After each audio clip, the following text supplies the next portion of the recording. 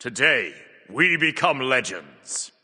Hey, my name's Inter, welcome back to the channel. Smite's ultimates are designed to be the god in question's most powerful ability, but when ranked against each other, which ults come out on top? This video will rank the top 15 best ultimates in Smite in terms of power level. A few quick things before we start. This list is based on Conquest, a lot of it will apply to other modes as well, but I considered Conquest only for this list. Number 2, stand switching ultimates like Hell, Artio, Ula, and even Fafnir and Cthulhu won't be included in the list simply because it's too hard to judge what they actually do. If you count the abilities they give as part of the ult, then they would occupy every single top spot on the list, but if you just count the passive stats and bonuses they give, they're very near the bottom, so it's simpler just to exclude them. And finally, this list is my own opinion on the ults. I tried to keep myself as objective as possible, but everyone has a different experience of Smite and will have a unique take on this, so be sure to leave your own top ults in the comments down below.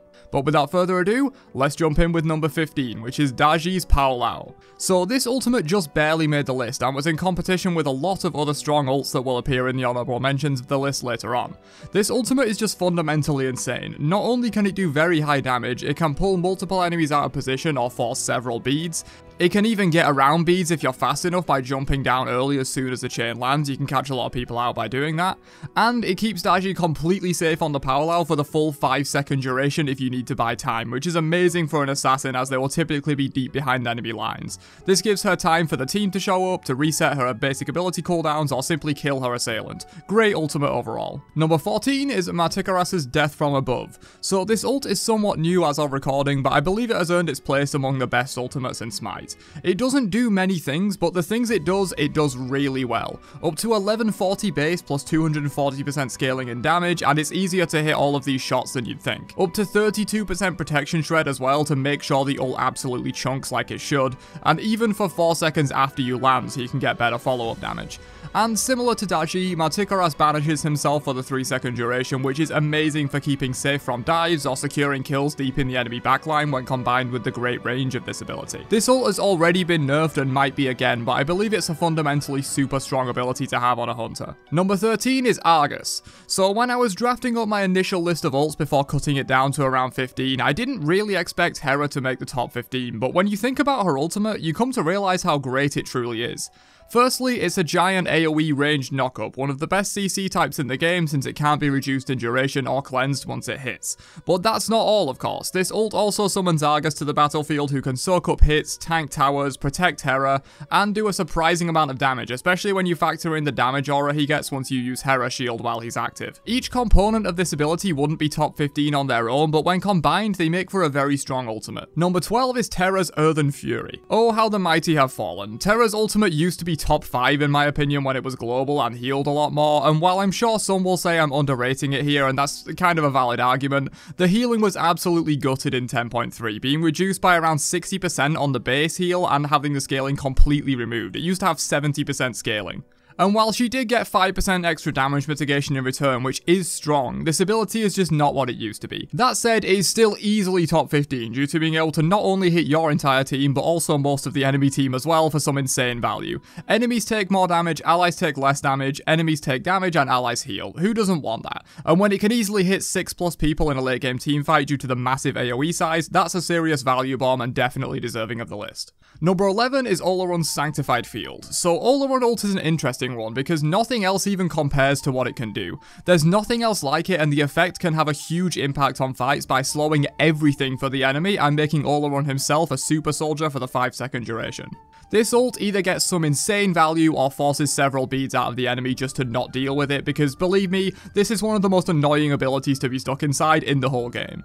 There's a reason it has a longer than average cooldown for ultimates. It's fundamentally broken in what it can do and definitely deserving of this spot. Number 10 is Poseidon's Release the Kraken. So we've had a few more complex ultimates on the list so far. Let's turn our brain off and just press the delete button on the enemy. Yeah, Release the Kraken is one of the best kill button ults that exists in Smite. When combined with the Whirlpool, the only way to escape this is beads or Aegis, and a good Poseidon with a good team can force and track those relic cooldowns, and if you actually take a Kraken to the face, you're almost certainly dead unless you're a tank. And let's be real, even if you are a tank, probably. It hits insanely hard and stuns for up to 2 seconds afterwards, just in case you weren't dead to the burst damage. Everyone knows about the Kraken, is one of Smite's most iconic mage ultimates, and one of the best control or delete buttons there is. But speaking of delete buttons, Cilla's I'm a Monster is one of the few that can rival the Kraken both in terms of power and iconicity. While not stunning, Cilla's take on the haha big nuke circle hits way harder, especially if you take her free 100 power into account, and of course has that legendary ability to reset itself if you land a kill. Cilla is the queen of pentakills for a reason, and this ultimate is a highlight reel on a stick. Even on its own, it's strong. With just one reset, it's better than almost every other mage ult in the game, and with more than one reset, you've almost certainly won that fight pretty much on your own. Insanely strong win button ultimate.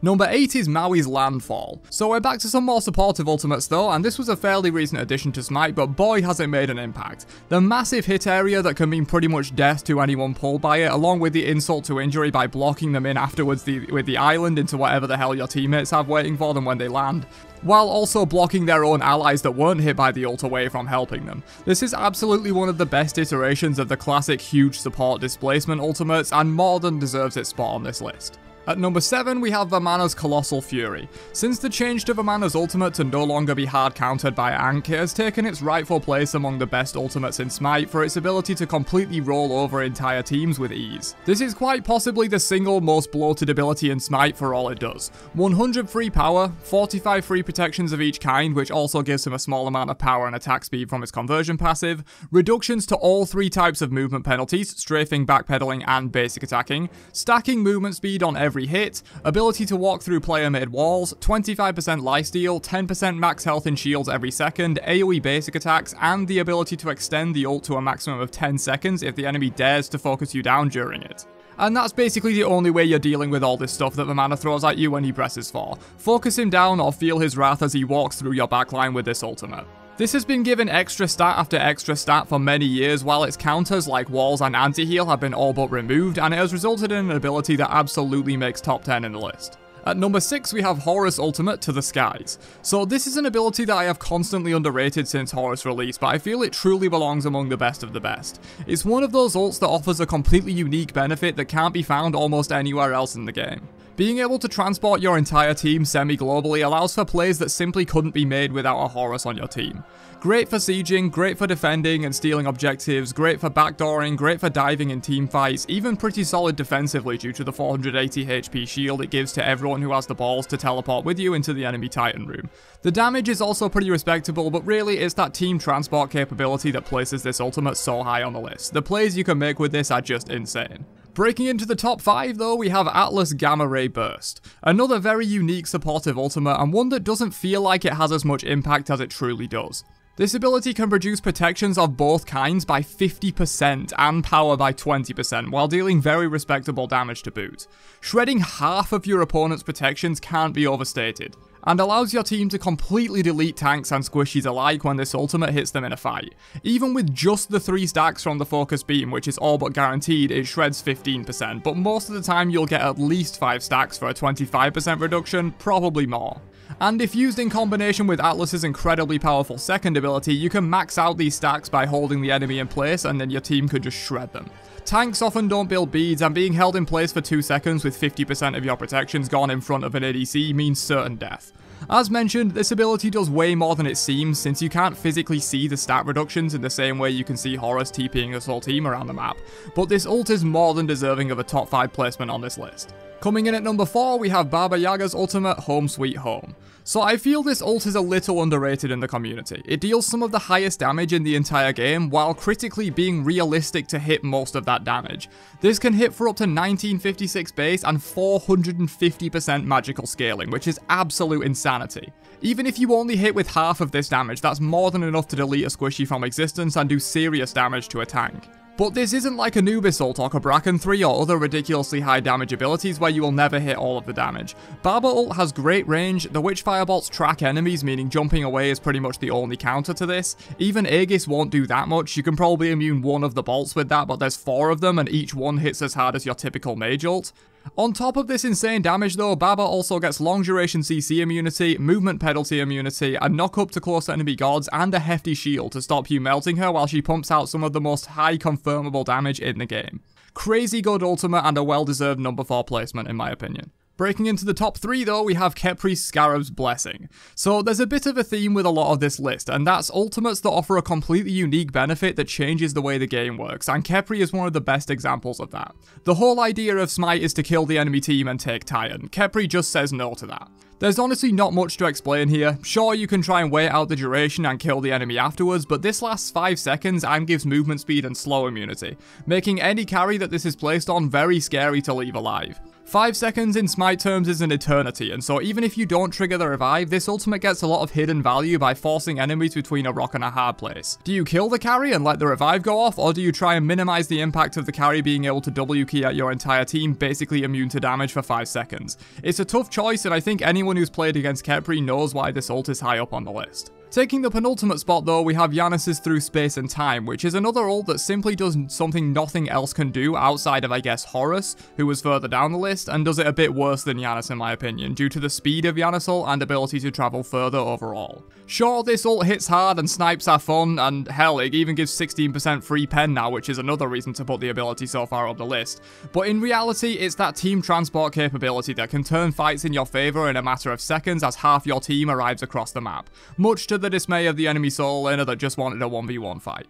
This ult completely breaks the game, and when used right, it's absolutely one of the most powerful ults there is. And quickly before we get into the best ultimate in Smite, I have a few honourable mentions that didn't quite make the list but were in strong consideration.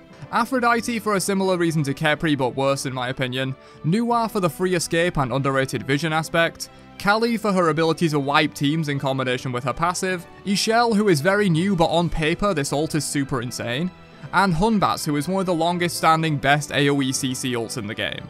And finally, at long last, the best Smite ultimate is the Morrigan's Changeling. Yeah, I'm sure everyone and their dog knew this was coming, and it is sort of a cop-out in a certain way, but it's undeniable that this ability is the best in the game.